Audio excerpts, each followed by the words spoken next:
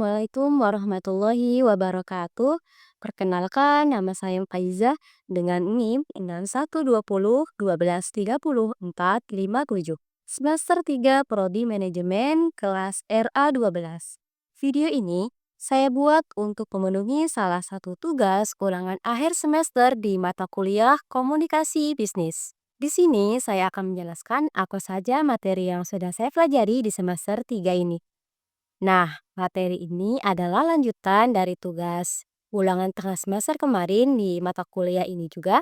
Nah, videonya akan saya lampirkan di samping ini. Jangan lupa tonton video yang sebelumnya. Selamat datang di video saya yang akan membahas berbagai aspek penting dalam komunikasi dan bisnis. Dalam era globalisasi ini, memahami perbedaan budaya dan cara berkomunikasi itu sangat penting. Mari kita mulai dengan pengertian budaya.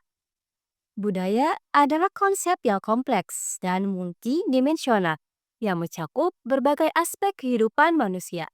Secara umum, budaya dapat didefinisikan sebagai sekumpulan nilai, norma, kepercayaan, dan praktik yang dianut oleh sekelompok orang. Ini mencakup cara berpikir, berperilaku, dan berinteraksi dalam konteks sosial. Budaya juga terdiri dari berbagai unsur penting yang saling terkait, antara lain yang pertama itu adalah nilai. Nilai adalah prinsip ataupun standar yang dianggap penting oleh suatu kelompok. Nilai membentuk pandangan hidup dan perilaku individu dalam bermasyarakat. Contohnya ialah nilai gotong royong yang sangat dihargai dalam masyarakat Indonesia. Yang kedua ada norma. Norma adalah aturan ataupun pedoman yang mengatur perilaku individu dalam kelompok. Norma dapat bersifat formal seperti hukum ataupun informal seperti adat istiadat. Meskipun norma sopan santun dalam berbicara kepada orang lain yang lebih tua. Misalnya, norma sopan santun dalam berbicara kepada orang yang lebih tua. Lalu yang ketiga ada kepercayaan. Kepercayaan mencakup keyakinan yang dianut oleh sekelompok orang mengenai hal-hal tertentu. Seringkali berkaitan dengan aspek spiritual ataupun religius. Contohnya, kepercayaan terhadap kekuatan alam ataupun dewa-dewa dalam tradisi tertentu. Lalu yang keempat itu ada praktik. Praktik adalah tindakan nyata yang dilakukan oleh individu ataupun kelompok berdasarkan nilai dan norma yang ada.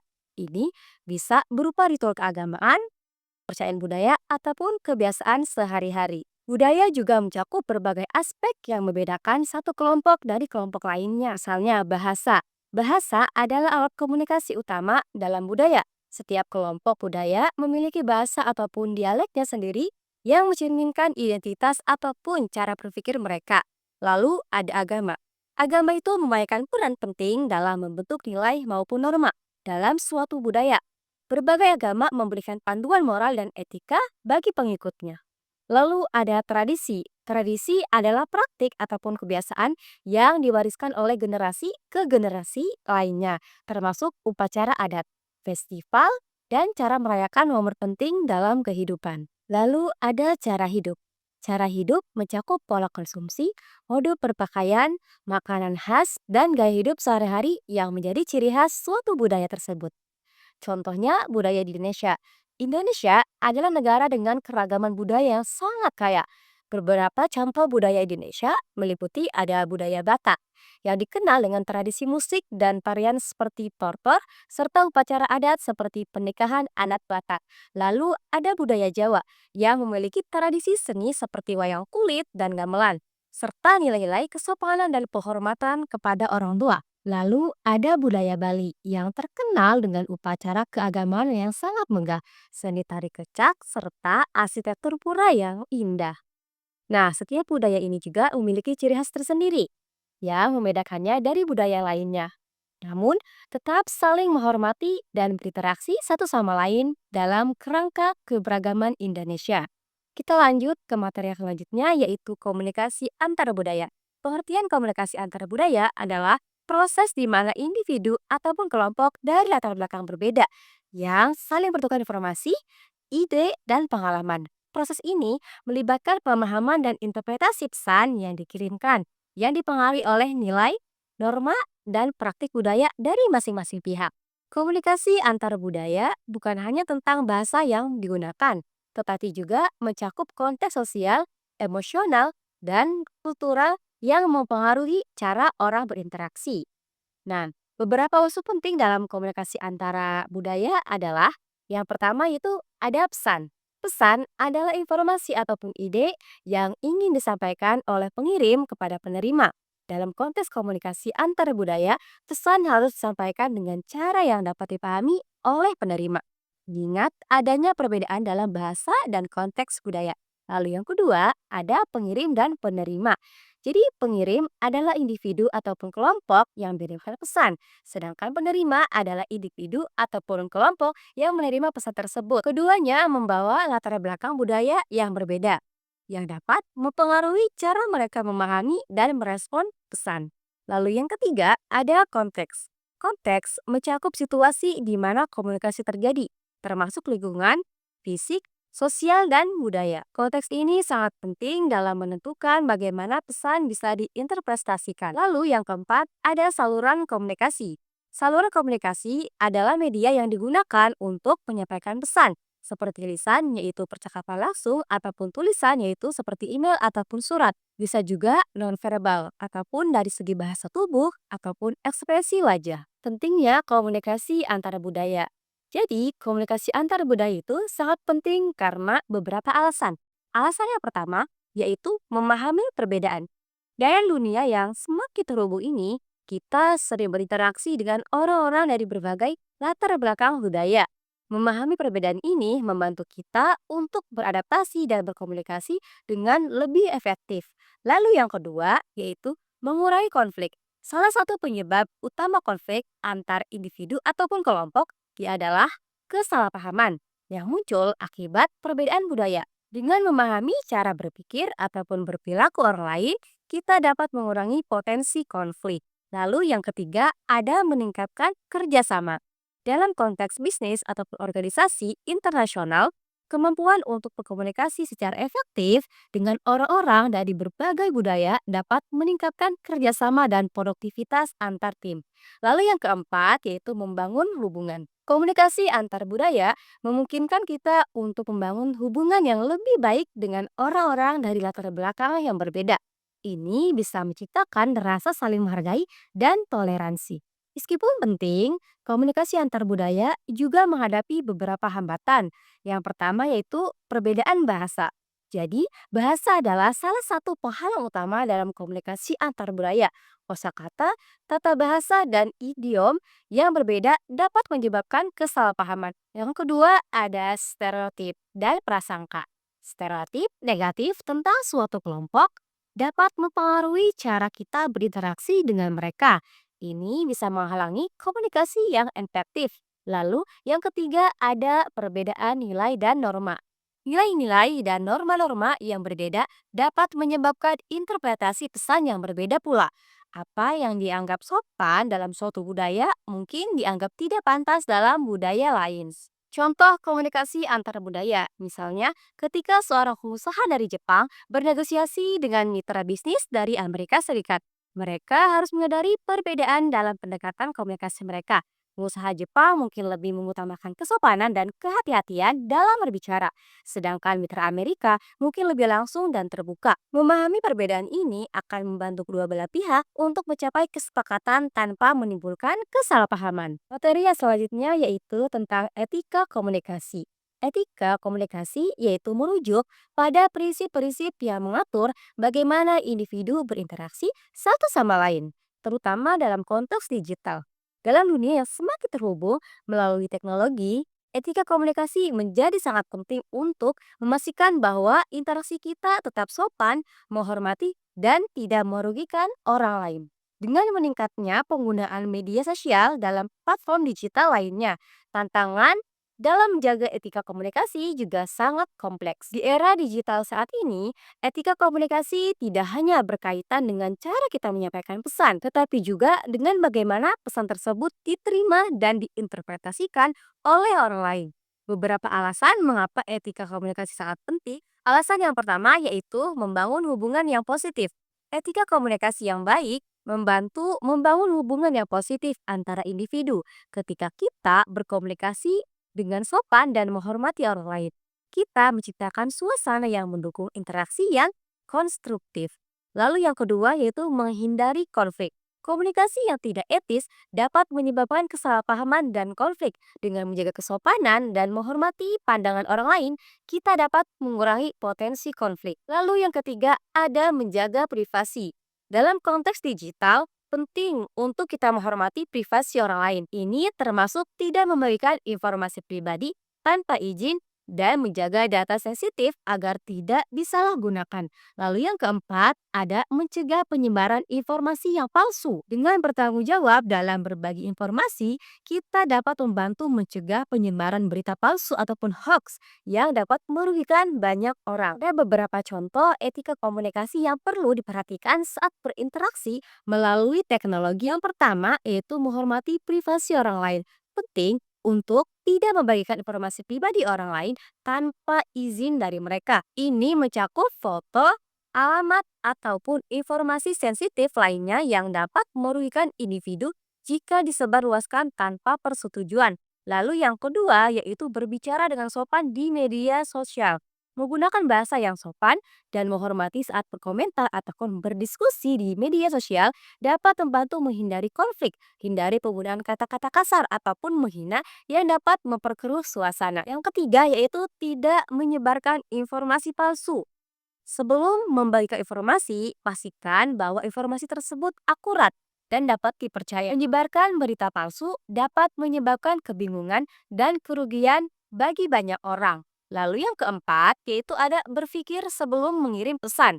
Jadi, pastikan selalu mempertimbangkan dampak dari pesan yang akan dikirim. Apakah pesan tersebut bisa menyinggung perasaan orang lain? Apakah ada kemungkinan kesalahpahaman? Berpikir sebelum bertindak adalah prinsip dasar etika dalam berkomunikasi. Lalu yang kelima, ada menghindari reaksi emosional. Dalam interaksi online, seringkali kita menghadapi komentar ataupun kritik yang tidak menyenangkan. Mengendalikan emosi dan merespon dengan bijaksana adalah bagian dari etika komunikasi yang baik. Nah, materi yang selanjutnya yaitu tentang teknologi informasi dalam bisnis. Pengertiannya yaitu teknologi informasi ataupun TI mencakup perangkat keras, perangkat lunak, dan sistem yang digunakan untuk mengumpulkan, menyimpan, mengelola, dan menyebarkan informasi. Dalam konteks bisnis, TI ini berfungsi sebagai alat yang memungkinkan perusahaan untuk beroperasi lebih efektif dan efisien. Dengan kemajuan teknologi, komunikasi bisnis telah mengalami revolusi yang signifikan, memfasilitasi interaksi yang lebih cepat dan lebih baik antara individu dan organisasi. Teknologi informasi itu memainkan peran penting dalam berbagai aspek komunikasi bisnis. Antara lain, yang pertama yaitu komunikasi real time. Dengan adanya internet, perusahaan dapat melakukan komunikasi secara real time melalui berbagai platform seperti email, video conferencing, dan aplikasi pesan instan. Ini memungkinkan karyawan untuk berkolaborasi tanpa batasan geografis sehingga meningkatkan produktivitas dan efisiensi kerja. Lalu yang kedua, ada akses informasi yang cepat. Teknologi informasi memungkinkan akses cepat ke data dan informasi penting. Hal ini membantu manajer dan pengambilan keputusan untuk membuat keputusan yang lebih baik berdasarkan informasi terkini. Misalnya, laporan analisis data dapat dihasilkan dalam waktu singkat untuk membantu dalam evaluasi kerja. Lalu yang ketiga ada pemasaran digital. TI ini telah membuka peluang baru bagi perusahaan untuk melakukan pemasaran digital yang lebih luas melalui media sosial, website, dan iklan online. Perusahaan dapat menjangkau audiens secara global dengan biaya yang lebih rendah dibandingkan metode pemasaran tradisional. Ini memungkinkan mereka untuk memperluas pangsa pasar dan meningkatkan visibilitas merek. Lalu yang keempat, ada kolaborasi yang efektif. Dengan alat kolaborasi berbasis TI seperti platform manajemen proyek dan aplikasi berbagai dokumen, tim dapat bekerja sama dengan lebih efisien. Ini mengurangi waktu yang diperlukan untuk menyelesaikan proyek dan meningkatkan hasil akhir. Yang kelima ada Customer Relationship Management ataupun CRM. Teknologi informasi memfasilitasi pengelolaan hubungan dengan pelanggan melalui sistem CRM.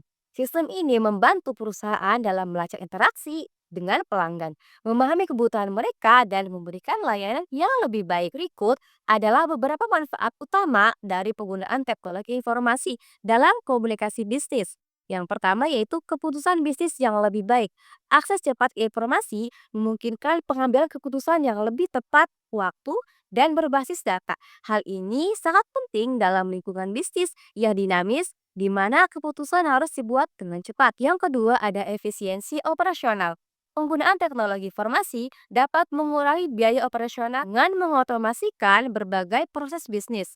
Misalnya, penggunaan perangkat lunak akuntansi dapat mempercepat proses pencatatan transaksi keuangan. Lalu yang ketiga, ada peningkatan layanan pelanggan. Dengan sistem TI yang baik, perusahaan dapat memberikan layanan pelanggan yang lebih responsif dan personal. Misalnya adalah chatbot, yaitu dapat digunakan untuk menjawab pertanyaan pelanggan secara instan. Lalu yang keempat, ada penghematan waktu dan biaya. Komunikasi digital mengurangi kebutuhan akan pertemuan tatap muka dan perjalanan bisnis sehingga menghemat waktu dan biaya transportasi. Lalu yang kelima, ada analisis data yang lebih baik. Teknologi informasi memungkinkan pengumpulan dan analisis data secara efisien. Perusahaan dapat menggunakan alat analitik untuk memahami tren pasar dan perilaku pelanggan sehingga dapat memutuskan strategi yang lebih efektif. Contoh dari penerapan teknologi informasi dalam komunikasi bisnis, yang pertama itu adalah email. Digunakan sebagai sarana komunikasi utama antara karyawan untuk pertukaran informasi secara cepat. Lalu ada video conferencing, yaitu platform seperti Zoom ataupun Microsoft Teams memungkinkan pertemuan jarak jauh tanpa perlu bertatap muka langsung. Lalu ada sistem manajemen proyek. Seperti Trello ataupun Asana membantu tim dalam merencanakan dan melacak kemajuan proyek secara kolaboratif. Nah, kalian pernah berpikir nggak sih di mana pusat bisnis? Nah, jadi pengertian pusat bisnis atau Central Business Distrik ataupun CBD adalah lokasi di mana aktivitas bisnis berlangsung secara intensif. Kawasan ini itu biasanya terletak di pusat kota ataupun area yang ramai, sehingga memudahkan para pelaku ekonomi dalam menjalankan bisnisnya. Ciri-ciri dari pusat bisnis. Pusat bisnis ini selalu berada di pusat kota ataupun area yang ramai, menjadi titik fokus kota yang memandu aktivitas ekonomi lokal. Nah, kawasan ini dilengkapi dengan infrastruktur lengkap untuk mendukung operasional bisnis, seperti fasilitas publik, jalur pejalan kaki, dan bangunan pencakar langit. Di pusat bisnis, Anda akan menemukan banyak gedung perkantoran, pusat perbelanjaan, restoran, bank, dan tempat umum lainnya. Aktivitas ekonomi di sini sangat padat dan dinamis. Gedung-gedung tinggi, vertikal, menjadi ciri khas kawasan CBD menunjukkan tingginya aktivitas ekonomi yang ada di sana. Dalam dunia bisnis, surat dibagi menjadi beberapa jenis untuk memenuhi kebutuhan komunikasi yang berbeda. Nah, jenis yang pertama itu ada surat resmi yang digunakan untuk komunikasi formal antara organisasi. Contohnya yaitu penggunaan termasuk pengumuman resmi ataupun undangan rapat. Lalu ada surat pribadi, yaitu untuk komunikasi informal ataupun pribadi antara individu. Misalnya, surat kepada teman ataupun keluarga. Lalu ada surat niaga yang berkaitan dengan transaksi bisnis ataupun penawaran produk. Contohnya itu penggunaan termasuk surat penawaran produk ataupun jasa kepada calon pelanggan. Tujuan dari surat bisnis ini yang pertama yaitu memberikan informasi yang menyampaikan data ataupun berita penting kepada penerima. Berbagai bentuk surat bisnis yang umumnya digunakan yaitu ada surat penawaran, yaitu menawarkan produk jasa kepada calon pelanggan.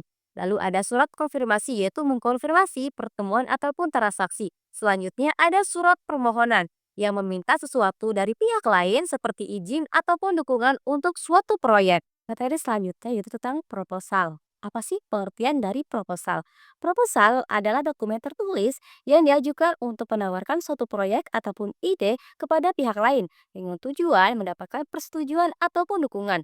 Proposal berfungsi sebagai alat komunikasi yang menjelaskan rencana, tujuan, dan kebutuhan suatu proyek secara sistematis dan terperinci. Dalam konteks bisnis, proposal seringkali digunakan untuk menarik perhatian investor, mendapatkan dana, ataupun menjalin kerjasama. Proposal dapat dibedakan menjadi beberapa jenis berdasarkan tujuannya. Yang pertama itu adalah proposal proyek yang digunakan untuk mendapatkan dana ataupun dukungan untuk proyek tertentu. Contohnya yaitu proposal untuk pembangunan infrastruktur, penelitian ataupun program pengembangan masyarakat. Lalu yang kedua ada proposal penelitian yang ditujukan untuk mendapatkan izin ataupun dana penelitian dari lembaga ataupun institusi. Contohnya itu proposal penelitian ilmiah yang memerlukan pendanaan dari universitas ataupun lembaga penelitian. Yang ketiga, ada proposal bisnis untuk menawarkan produk ataupun layanan kepada klien ataupun investor. Contohnya yaitu proposal bisnis yang berisi rencana peluncuran produk baru di pasar. Proposal memiliki beberapa fungsi penting dalam konteks bisnis.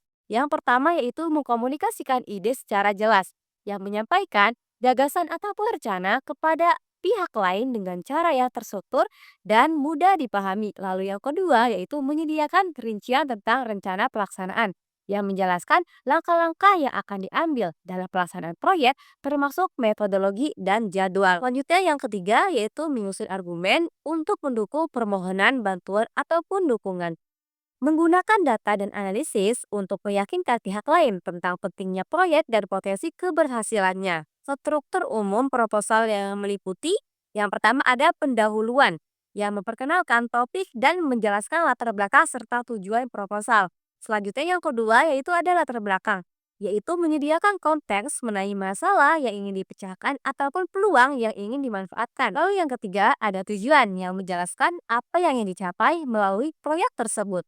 Yang keempat, ada metodologi, yaitu menguraikan cara pelaksanaan proyek, termasuk teknik dan pendekatan yang akan digunakan.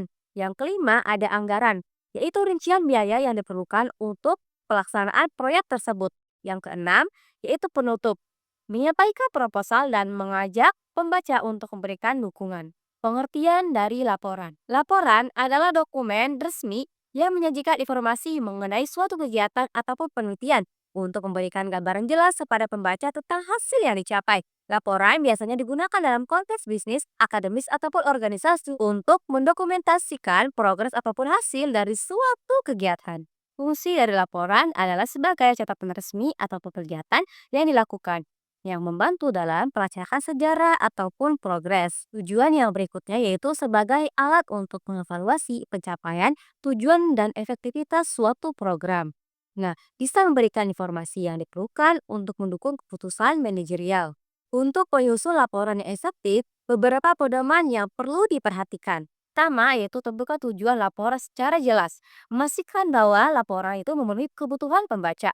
Lalu yang kedua, gunakan bahasa formal yang mudah dipahami agar informasi data disampaikan dengan jelas kepada semua pihak. Lalu yang ketiga, susunlah laporan secara sistematis dengan bagian-bagian yang terpisah yang memudahkan pembaca dalam memahami isi laporan. Laporan bisnis dapat dikelompokkan menjadi beberapa jenis. Yang pertama itu laporan rutin yang dilakukan secara berkala ataupun harian atau mingguan untuk memantau aktivitas rutin.